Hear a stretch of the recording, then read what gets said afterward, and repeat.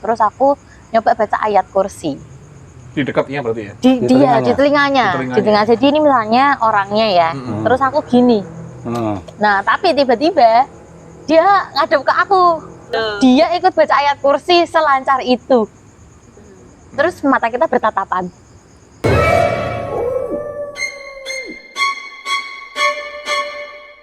Oke, selamat malam. Kembali lagi di Mystery bersama saya Rati dan Mas Ica, Pinggi, Dodi. Dan kita kedatangan bintang tamunya saya Cuan. seperti bidadari. Ginu. Iya, kita perkenalkan dulu. Perkenalannya kapan nih? Perkenalkan namanya siapa? Perkenalkan nama saya JJ. Saya namanya Jehan sebenarnya, cuman biasanya teman-teman panggilnya JJ. Gitu. Oh sama Sama kameramen kita ya namanya ya? Iya. Juga, pakainya juga. Oh, agak-agak. Dia pakainya I. Oh, J. Malah wawancara loh. Cie toh. J atau J? kesibukannya apa ini? Kesibukannya kerja aja sih, kerja seperti normalnya orang. Oh, iya. Masih kan? 9 to 5. Hah? Jual nomor? Nomor yang mana dulu nih? Nah, Kalau yang sepeda itu. ini yang tidak normal. Oke, jadi malam hari ini kita akan membahas sesuatu yang sangat menarik ya, karena ini adalah pengalaman pribadinya Mbak JJ. Kalau bisa dibilang ini sesuatu yang cukup serem sih ya. Nah, ini tentang apa? Pesugihan atau tentang santet? Lebih ke itu ya, kayaknya lebih ke santet itu. Santet ya? Iya. Oke, jadi mungkin santet ini orang sudah banyak tahu ya tentang santet ya. Adalah kiriman gaib biasanya. Yang dikirim bisa barang, bisa jin. Nah, nanti kita tanya ke Mbak JJ yang dikirim apa nih, barang apa jin nanti. Oke. Silahkan Mbak JJ cerita. Ceritanya dimulai dari mana nih? Ceritanya itu udah agak lama ya. Aku sebenarnya juga udah agak lupa. Persisnya tahun berapa itu udah agak lupa. Karena memang waktu itu kayaknya kisaran 2015 ya. Kalau 2015 ya 2014. Kalau enggak? Ya pokoknya itulah. Iya, Kisaran 2014 itu karena waktu itu aku, iya Pak? Kalau nggak distract ya? Iya. Itu karena masih SMA, masih sekolah SMA ya. Jadi ingatnya tuh kisaran SMA 2000. apa STM? STM. Oke. Jelas banget ya. Jadi waktu itu emang nggak tahu kenapa sih. Jadi di kampung tuh kayak suasananya tuh jadi nggak enak banget, singup, terus rasanya tuh kayak asing gitu ya. Padahal ya tiap hari beraktivitas di rumah, di perkampungan kayak gitu. Terus sampai ada kabar bahwa salah satu tetangga kami itu sakit gitu. Beberapa kali sakitnya itu kayak nggak masuk akal gitu. Jadi pertama dibawa ke rumah sakit itu ya dari rumah sakitnya bilang kayak nggak ada apa-apa. Oh ini cuman kembung aja. Kembung ya? Ya cuman kembung aja. Jadi perkaranya tuh kayak cuman dia nggak bisa kentut gitu. Awalnya dia nggak bisa kentut. Terus kan kita aja tuh sebagai orang normal nggak bisa kentut aja tuh sakit ya. Sekali dua kali itu sakit ya.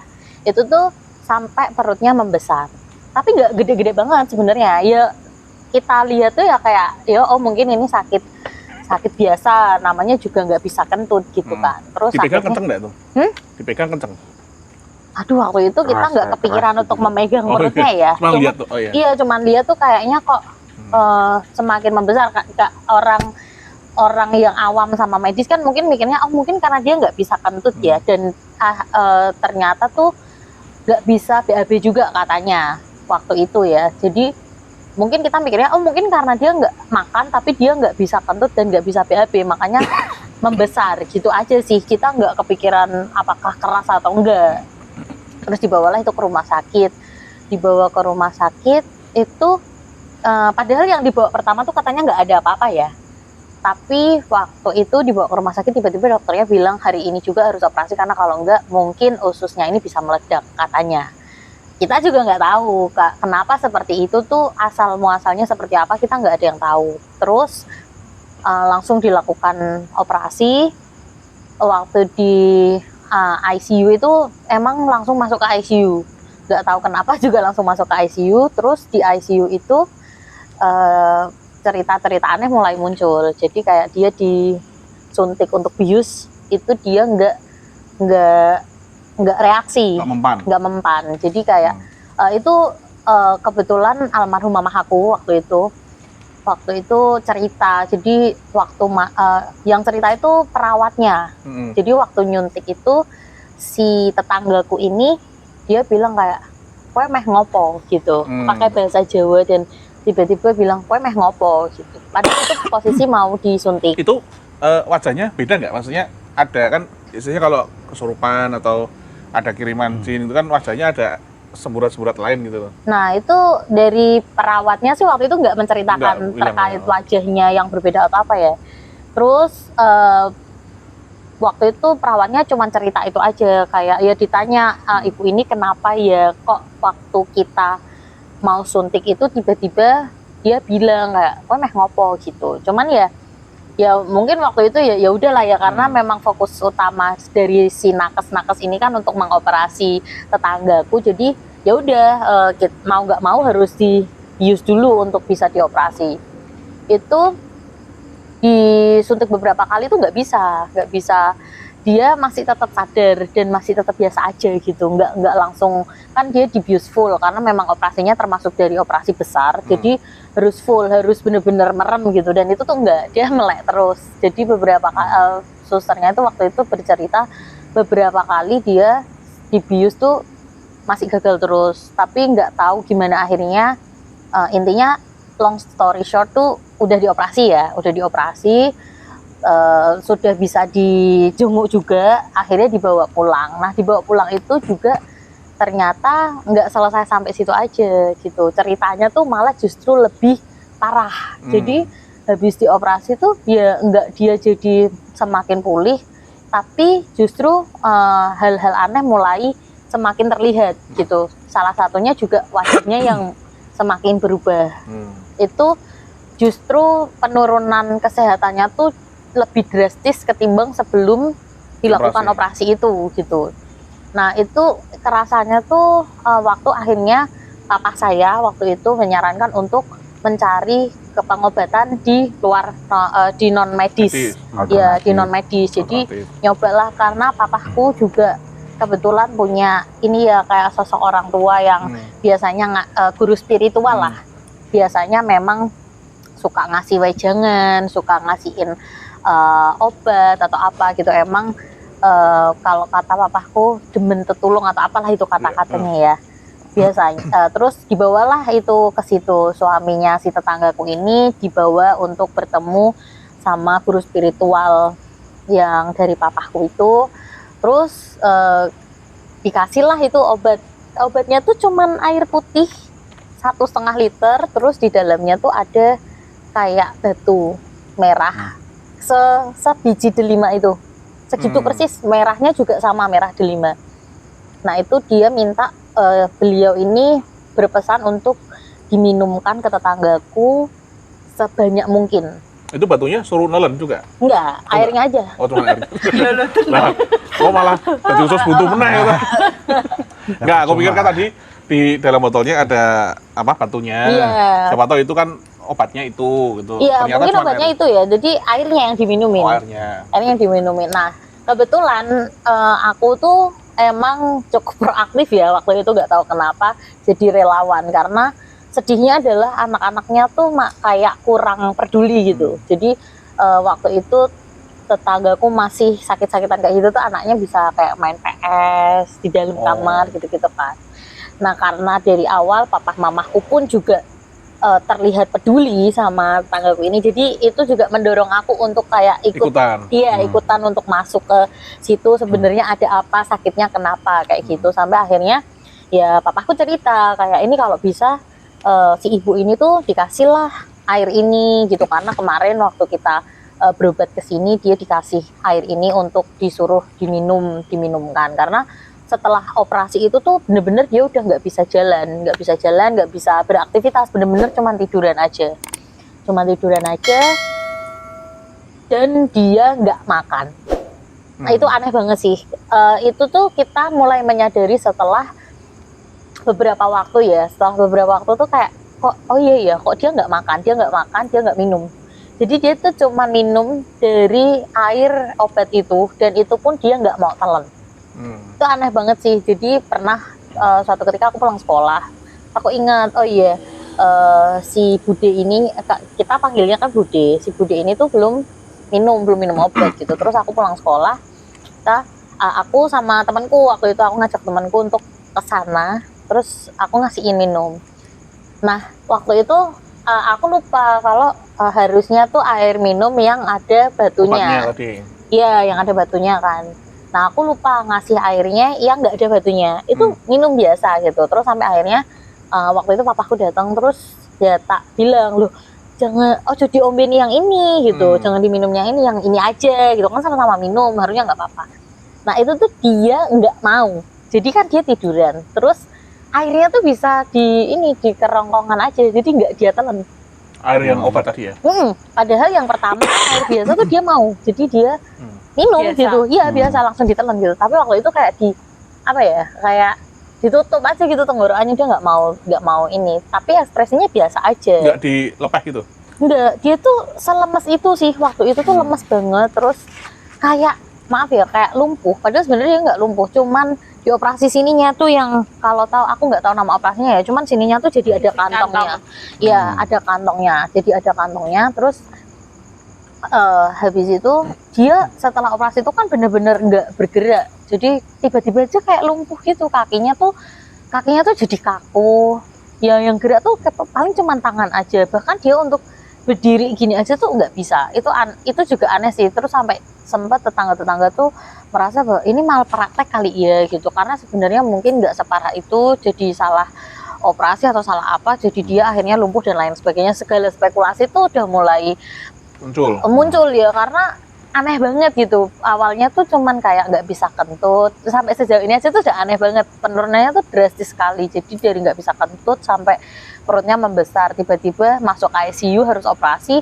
Setelah operasi bukannya malah sembuh, tapi malah kayak agak eksplisit ya, kayak mayat hidup aja gitu. Dia bahkan nggak makan, nggak minum, minumnya pun cuman dari air obat itu yang kadang tiga telenan aja tuh dia sudah nggak mau. Itu berhari-hari, itu ada kali ya kalau lebih dari seminggu. Tapi dia ini nggak, tadi kan sebelum operasi dia nggak bisa BAB nih.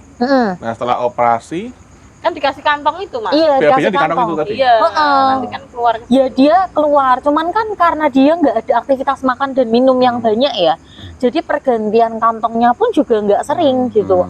Kantongnya pun juga nggak besar-besar banget, besarnya pun juga nggak cepet kan, lama gitu. Bahkan dari setelah operasi itu pun juga kayaknya cuman berapa minggu aja gitu, penurunan kesehatannya tuh sangat drastis kan. Terus dia nggak mau nih minum air itu tuh, dia mulai nggak mau. Jadi dari botol 1,5 liter itu tuh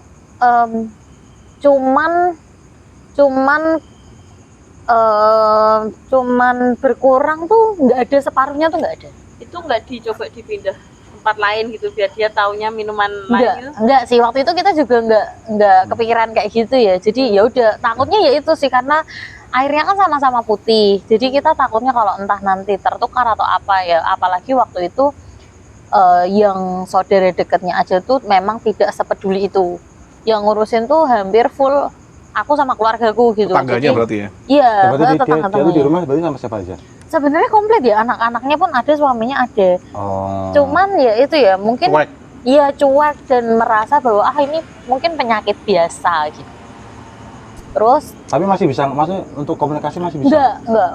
Jadi setelah operasi, terus setelah ada obat itu, si Bude ini tuh jadi diem.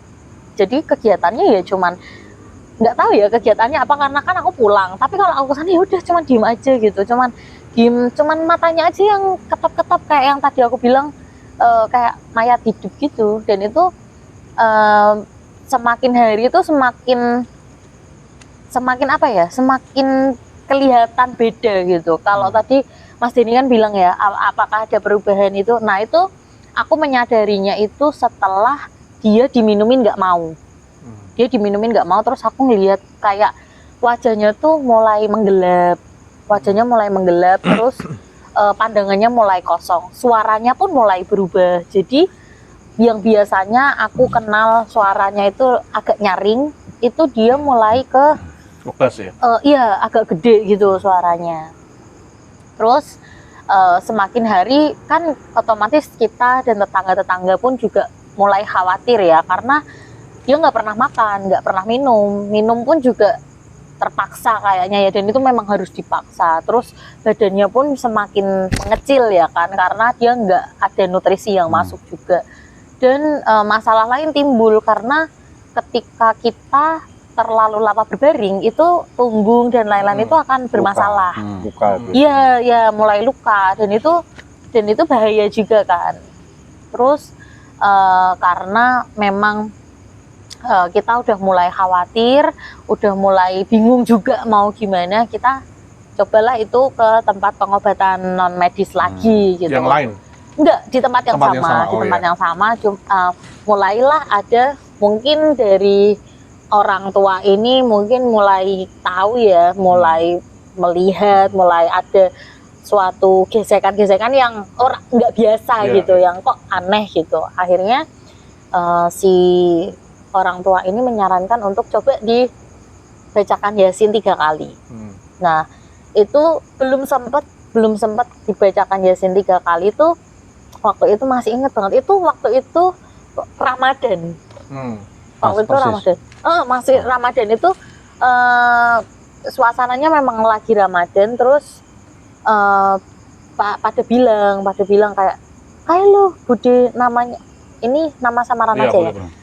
Bude Darmi itu apa aneh gitu. Terus karena aku juga waktu itu baru pulang sekolah, jadi kayak ketinggalan berita gitu, ada apa pas sampai sana posisinya udah siap pada mau ngeyasinin. Aku pikir apa meninggal ya gitu kan. Jadi tapi kok maksudnya masih di dalam gitu. Terus oh ternyata papaku bilang ini mau nyoba buat di apa ya, ruqyah atau apa gitu kata-katanya ya. Jadi diyasinkan 3 kali. Nah waktu diyasinkan 3 kali ini puncaknya sih sebenarnya, jadi si Bude Darmi ini tuh mulai bereaksi, padahal selama berhari-hari setelah operasi pada saat itu kan nggak ada apa-apa ya, nggak ada, gitu. Ya biasa aja, diem aja, diminumin juga dia cuman nggak mau aja, tapi tidak reaksi apapun, cuman kayak aku harus melakukan beberapa cara supaya air itu bisa masuk, gimana caranya, kayak misalnya menutup hidungnya atau gimana lah waktu itu ya, aku sempat kayak nutup kuping, nutup hidung atau gimana pun yang supaya paling enggak 1-2 sendok itu air obat itu bisa masuk, tapi nggak ada reaksi apapun gitu. Sampai akhirnya pada malam itu bapak-bapak dan anak-anak remaja yang laki-laki itu sudah pada berkumpul di ruang tamu, udah mulai mau baca Yasin, sementara yang ibu-ibu dan remaja-remaja putri kita di dalam tuh bersama Dede Darmi itu ya. Itu kita waktu itu memang yang paling dekat tuh posisinya aku, almarhum mamah aku, sama kakakku. Waktu itu aku juga sendiri bingung harus gimana, karena ini pertama kalinya ngelihat orang yang biasanya ceria biasa aja gitu tiba-tiba berubah. Waktu itu wajahnya nggak tahu kenapa jadi kayak bengkak gitu, wajahnya bengkak membesar gitu, cuman kusam gitu ya. Kusam gelap kusam gitu. Iya kusam, tapi dia bengkak, jadi tulang pipinya jadi dia kayak jadi tembem gitu. Tapi tangan kakinya mengecil, jadi tidak seperti biasanya. Iya, kurus gitu, dia jadi kurus tapi yang menggeriput loh. Tapi tapi wajahnya itu membesar. Iya, jadi kayak bengkak gitu. Yang bengkak cuman pipinya gitu, pipi sama sininya gitu, menghitam juga, jadi kayak ada flek-flek hitam gitu banyak. Yang aku waktu itu jadi sadar kalau wajahnya udah beda banget, terus lidahnya juga jadi hitam. Padahal dia nggak ngapa-ngapain, maksudnya nggak makan aneh-aneh, nggak minum obat medis juga, nggak ada apa-apa, tapi lidahnya menghitam. Terus bibirnya menghitam. Itu bener-bener aku bahkan bayangan terakhirku tuh udah nggak ada sosok tetanggaku yang biasanya tuh udah nggak ada. Kakinya udah lurus kaku, kecil mengecil gitu, jadi kayak tulang aja, tinggal tulang gitu, sininya tinggal tulang aja, tulang aja, tapi Tulang aja ya itu. tulang aja, Ya, sama kulit sih, kalau sama Mbak kulit. Jihan kan tulang tulung. Kameramen kita ya. Kameramen kita kan tulang dulu. Tulang tulung ya. Iki iya kita neng tulungnya. Ben ora terlalu serius kita kok suwe-suwe serius. Tulang kita ya mbak neng tulungnya cuman rak ketahuan. Cuman nggak ketahuan ya waktu itu. Nah itu dia mulai bereaksi tuh. Ya scene pertama dia udah mulai agak gelisah gitu badannya. Dan itu ibu-ibu di dalam ya kayak yang ayo astagfirullahalazim gitu. Dan dia udah nggak bisa, lidahnya keluh terus ayo ditanyain namanya siapa udah nggak tahu. Itu udah nggak tahu. Terus aku kaget banget karena yang setiap hari bertemu kebetulan kan aku, tapi aku juga nggak sejauh itu berpikir bahwa oh ini mungkin sudah bukan dia tuh. Aku nggak tahu. Lapar ya mas? Monggo mas. Jadi ya udah gitu. Terus akhirnya kita bacakan Yasin 3 kali. Nah sewaktu bapak-bapak bacain Yasin itu, aku sempet coba bisikin tuh di telinganya. Coba astagfirullahaladzim, kan dia nggak bisa. Terus aku nyoba baca ayat kursi Di dekatnya berarti ya. di telinganya. Jadi ini misalnya orangnya ya. Terus aku gini. Nah tapi tiba-tiba dia ngadep ke aku. Terus Dia ikut baca. kirain disampluk. Enggak. Dia ikut baca. Dia ikut baca ayat kursi selancar itu. Terus mata kita bertatapan.